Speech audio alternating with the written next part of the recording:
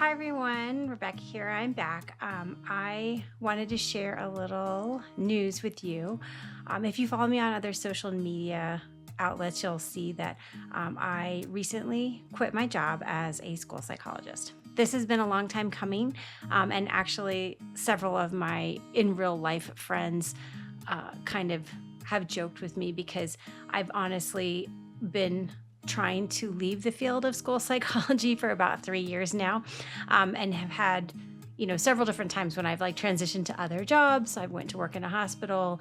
um, I went and I worked for the airlines. I'm actually still a flight attendant for the airlines, and I was doing both things at the same time. And so I think it sounds kind of funny to say like I'm quitting again, but literally for the last 3 years, I've been trying to leave the field of school psychology and just sort of focus on, working as a flight attendant and of course writing my books.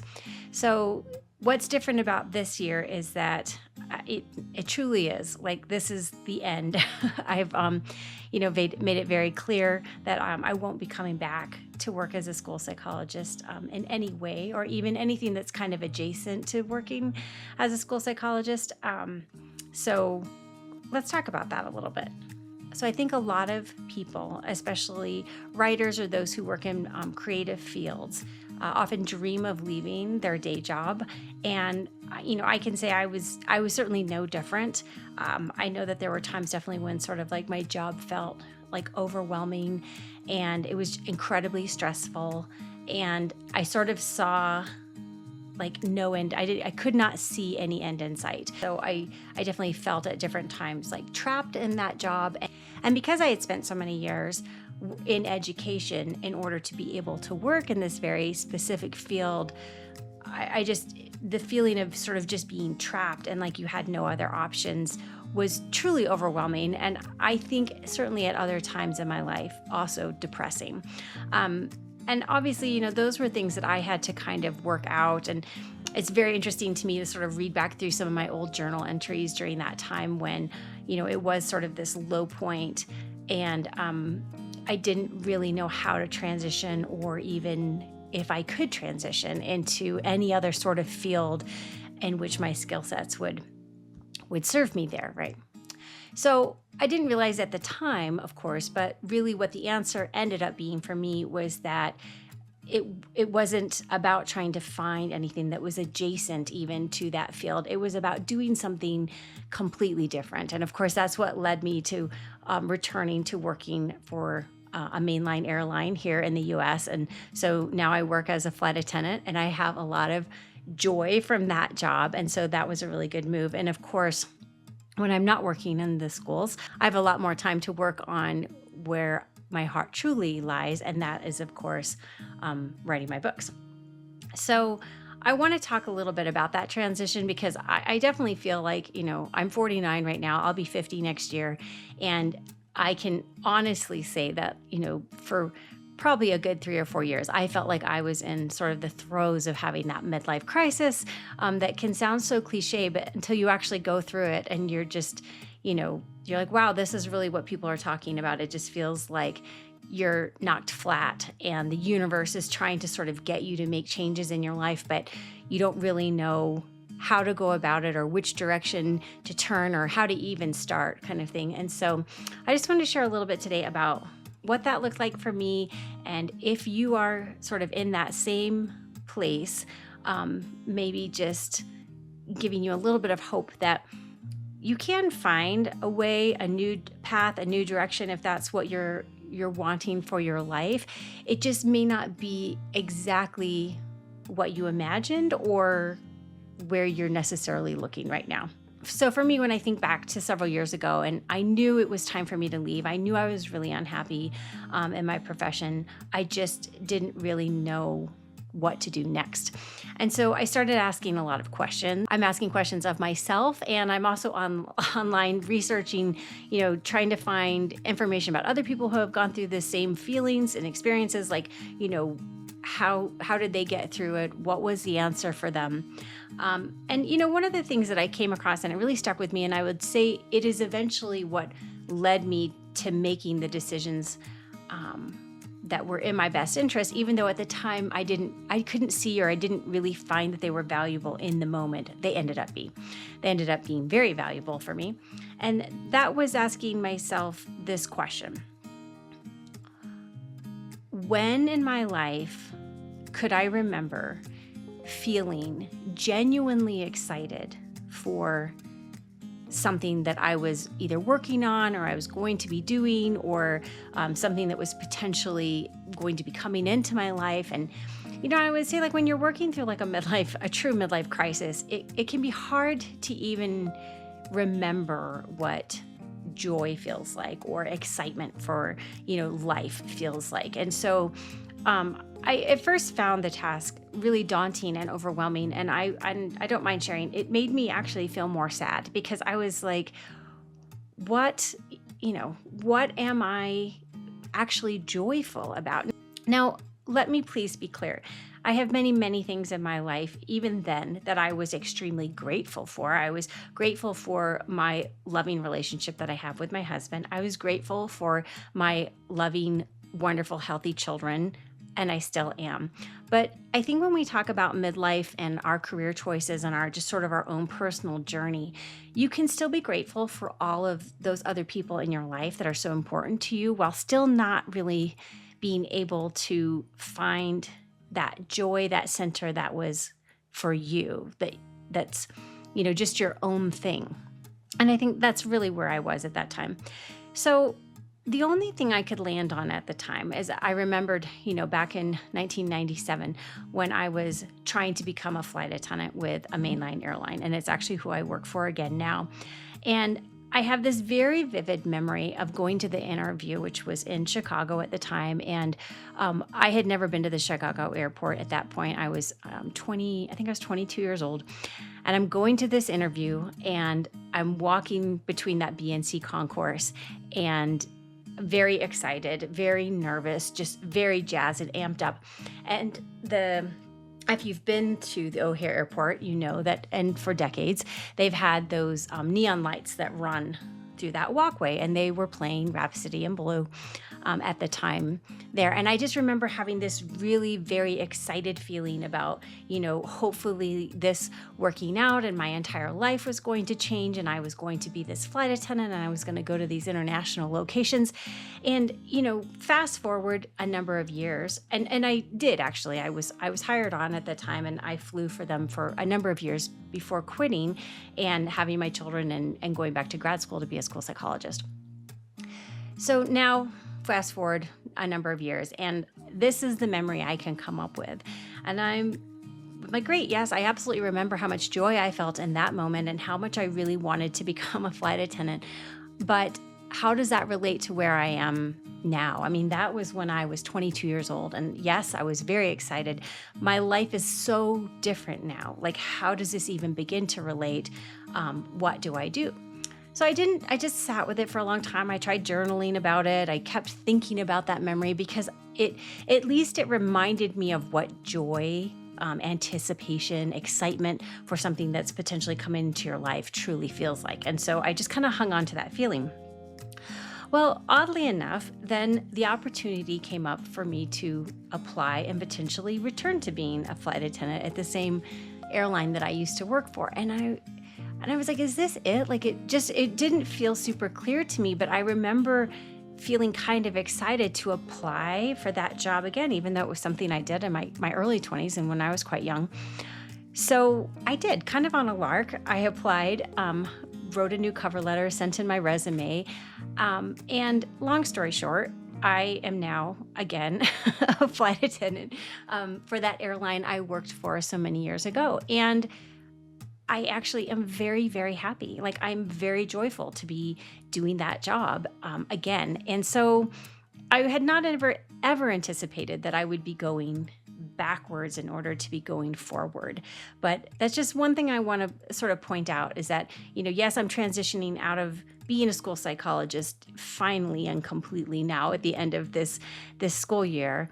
But the joy was something, it was the exact thing I had experienced at a different time in my life, and it was returning to doing that thing again. So make of that what you will. I think maybe the message is just sort of, don't discard things just because they don't necessarily seem to make sense, or you can't really see how it's going to work out right now. Sometimes it's like you just have to kind of look around and poke around and, explore your own memories of joy and just see if there's a way that somehow comes into alignment with where you are in your life now. The next thing I want to kind of talk about with, quitting a career, like being a school psychologist, is the fear that kind of surrounds that. And so, where I had longed to sort of move on and get out of that field, I also had a tremendous amount of fear about letting it go. And I think it's because of the worry that maybe I'm making a mistake. It is a huge change. It did take me so long and so much work to get that, that education, that experience, to build up my reputation in that field. And so now I'm just going to walk away, and I'm doing it to become a flight attendant. So I can be a logical person as well, right? Like, I'm looking through all of those things and I'm like, it doesn't really seem to add up on paper. It doesn't make sense. And so I would say that this is the reason probably why it's actually taking me 3 years to fully transition away from that career, because, every year at the end of the school year, I'd be like, okay, I'm done. Yay, I'm just going to fly and I'm going to write my books and it's going to be great. But invariably, the fall would roll around, the fall semester would roll around, and usually by September or October, I'd be getting a call from somebody and they'd be like, hey, this school really needs somebody. Are you available? It would just be part-time and, we could really use you. And I would say, I always said yes, to these things, even though I knew I didn't want to be working in that field anymore. There was a part of me that was terrified of letting it go completely.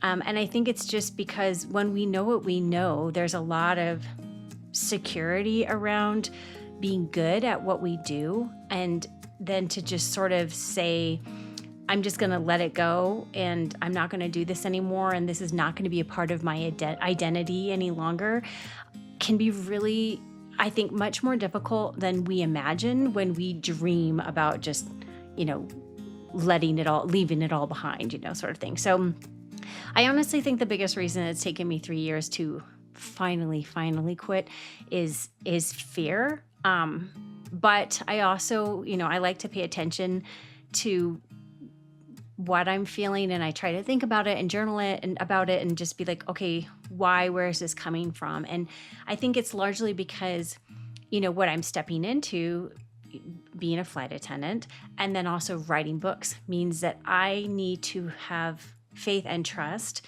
that, one, that's the right decision for me, and that, two, that's all going to work out.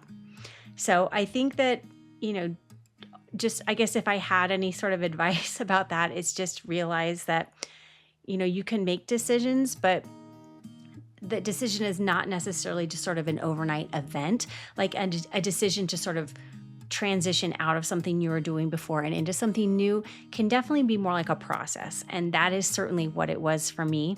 And so you could sort of wonder, well, what will be any different about when the fall semester rolls around, this year? Won't you just be as, just as tempted to say yes if and or when, they come asking for you to return?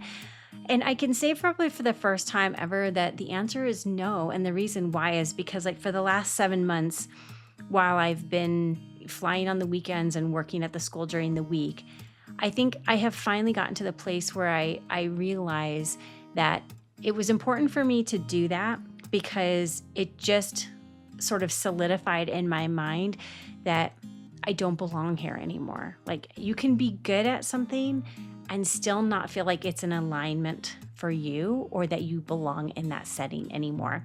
And so to me, it was sort of like the final breakup. It's like getting together again for the very last time so that you can just know with complete certainty that this is the right choice and it's time to move on. So, change can be a process, not necessarily an event. So you might be wondering, what have been some of the benefits of finally quitting and letting that career go? I would say that while being a flight attendant can be physically exhausting, you're traveling a lot, you're staying, in hotel rooms, which I absolutely love, all over the US and internationally if you're doing international flying.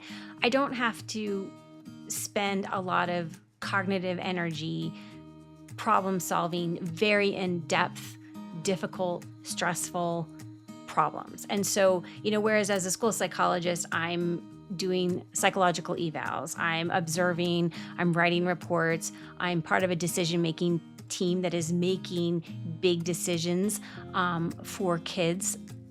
I don't have that kind of stress and pressure just kind of occupying a lot of space in my head all the time. I might be more physically tired at times. I definitely find that I have way more just cognitive energy, creativity, the ability to kind of think and be in my own head and not have this just kind of constant bombardment of other people's problems and concerns and, needing to sort of juggle a million different cognitive tasks, it feels like at times, at the same time. I really sort of have that freedom now to kind of use all of that mental energy on what I want to be spending it on, which is the creation of my books and my writing. And so I would say to me that, yes, I still have a job. I'm not a writer that, doesn't work at all. I do. I work as a flight attendant, but it's sort of the perfect marrying of worlds for me because I get that experience. I get to see places. I still get to engage with, people on a day-to-day basis sort of thing, but I don't have that stress, that pressure, of needing to kind of go really, really deep with solving really big problems or helping to solve really, really big problems for people. And so it has just sort of alleviated a lot of that from, my cognitive energy. I don't go to bed thinking about other people's problems. I don't wake up in the middle of the night thinking about other people's problems. And I would say that is probably just the biggest difference. And so I guess if you are a writer or somebody who's like looking to work in a creative field and you are sort of feeling that it's really difficult, like, you have to work a job and you still want to write, one thing you might want to consider is there just another job you can do that is maybe not as just cognitively taxing on you. And so that you do still have that mental headspace then to focus on what you really want to be doing, which is, of course, writing your books and your stories or your poetry or whatever it happens to be. And so, it could be that, most writers, they do still have to work a job, but is there a way that you can still work that job that you need to do, but it's not requiring the same type of cognitive load from you that you would rather be spending on something like your own creative work. So just one way to kind of think about, like, kind of getting around that need, that pesky need to still have a job. And I guess I would say I actually find, being a flight attendant beneficial to my writing because, I was explaining to somebody the other day, the interactions with people, places, just the airport alone, different restaurants you go to, streets that you're walking down in other cities. I mean, it's sort of amazing to be able to do all of those things while you're writing because it's opening a multitude of ideas up in your head with regards to, characters and how people respond and behave and, things that you maybe wouldn't necessarily think of. And so I actually right now I'm finding it maybe even a better combination that if I was just staying at home trying to write, because it's forcing me to be out in the world and experiencing the world in that way, which I think only can benefit my writing. Now, everybody's different, that's for sure, but I definitely find that, that interaction, that experience with the world in general, I think it definitely makes my writing much, much better. So anyway, the glass is half full, for me. Kind of thing. So that's it. That's all I have. I just wanted to kind of share the fact that I quit. I did it. And it was definitely a process. It was not an event. And that's just what it looked like for me. And I have found that I have learned a lot about myself and just about, trusting in the decisions that I'm making, and that, it can be difficult to make those decisions even when they are in alignment with what we know we want for ourselves. It's change, and change can be frightening. I guess if you're kind of in the same place and you're maybe in that midlife struggle, crisis, whatever you want to call it, just know that you can process your way through it. Try journaling, asking yourself questions, thinking of different out of the box kind of ways to sort of redirect your life if that's what you want to do. Because I think we can absolutely still find a lot of joy and a lot of happiness for the second half of this life. And that is definitely where I am. I am more excited about where I'm headed than I have probably been in a really, really long time. So, thank you for watching this video. I hope you found something helpful in it, and I'll see you next time. Thank you.